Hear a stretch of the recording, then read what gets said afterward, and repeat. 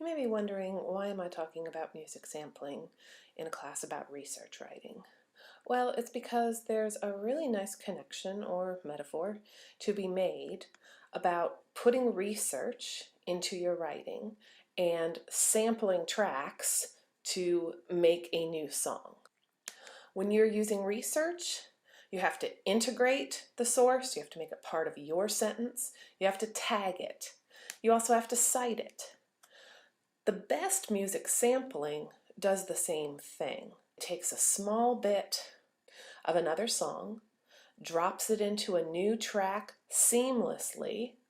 You recognize it, but there's something new and fresh and different about it. Almost like the song has given you a new perspective on the original. We can think about samples in the same way we think about quotes. When you're using direct quotes, you are basically borrowing two things from a source.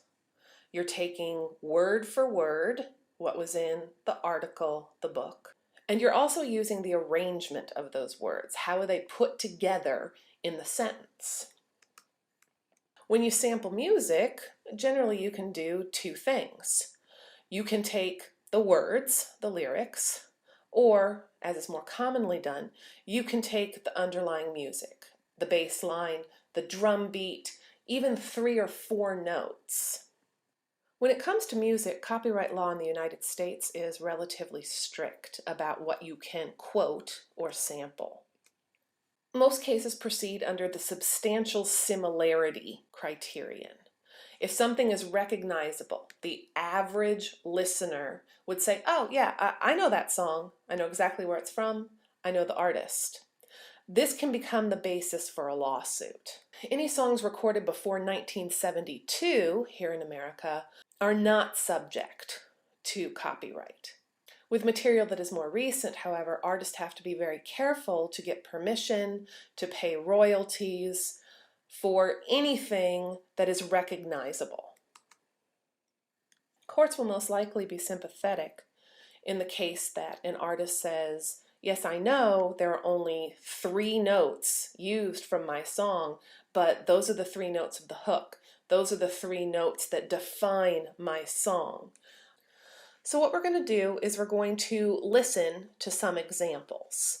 And I want you to listen closely because you're going to hear some original tracks and then you're going to hear some later artists who have sampled those songs.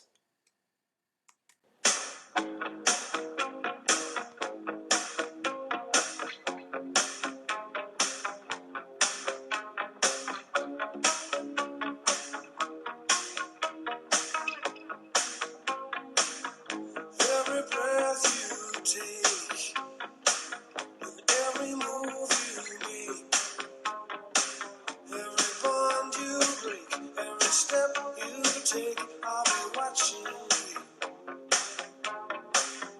Every single day, and every word you say, every game you play, every night you stay, I'll be watching you. Like yesterday, we used to rock the show. I laced the track, you locked the flow. So far from hanging on the block of dough. Notorious, they got to know that life ain't always what it seemed to be. Words can't express what you mean to me. Even though you're gone, we still a team. Through your family, I'll fulfill your dreams. In the future, can't wait to see if you open up the gates for me. Reminisce sometime. The night they took my friend. Try to black it out, but it plays again. When it's real, feeling's hard to conceal. Can't imagine all the pain I feel. Give anything to hear half your breath. I know you're still living your life after death. Every move I make, every single day, every time I pray, I'll be missing you. So what do you think? This is definitely a song that strikes an emotional chord in a lot of people.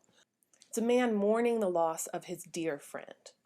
But if we're thinking about sampling, quoting, how much is taken from the source, it's an awful lot. We're talking the underlying music, the beat, the drums, the guitars, everything's there. And when Faith Evans comes in with the chorus, we recognize a lot of the same words.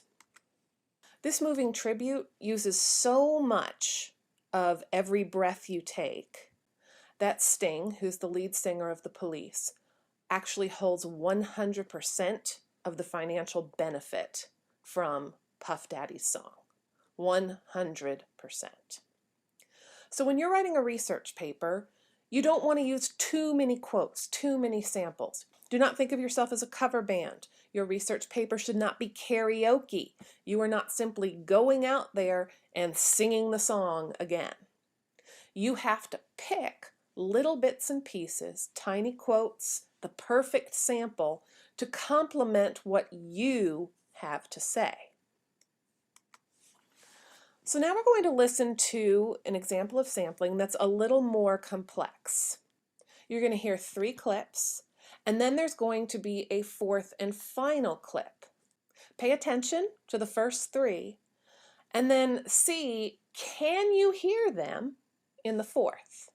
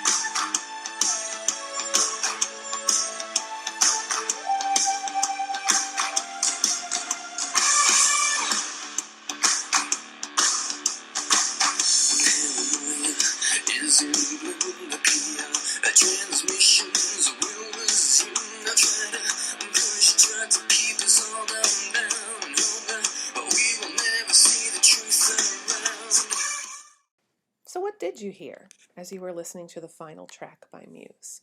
Did you hear the previous 3? Did you think you might have heard some of them, not all of them? When you are sampling research, just like when you are sampling music, you need to choose your samples carefully. They need to work well together. What Muse does is they layer ideas from several different songs on top of each other to create something new. It should not overwhelm your sentences, your voice, when you are introducing research into a paper.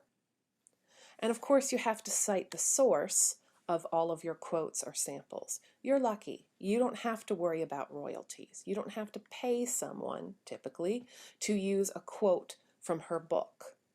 This is why it's important to pay attention to all the rules for APA citation that you're going to be learning in our class. I hope this gave you another way to think about working sources into your own essays. You're creating a work of art. Don't create a research paper that sounds like you're flipping the dial on the radio and just going from country to Teano to country to hard rock to hip hop to rap with no transitions in between. It really is just a big old mess. Your job as a research writer is to sample wisely.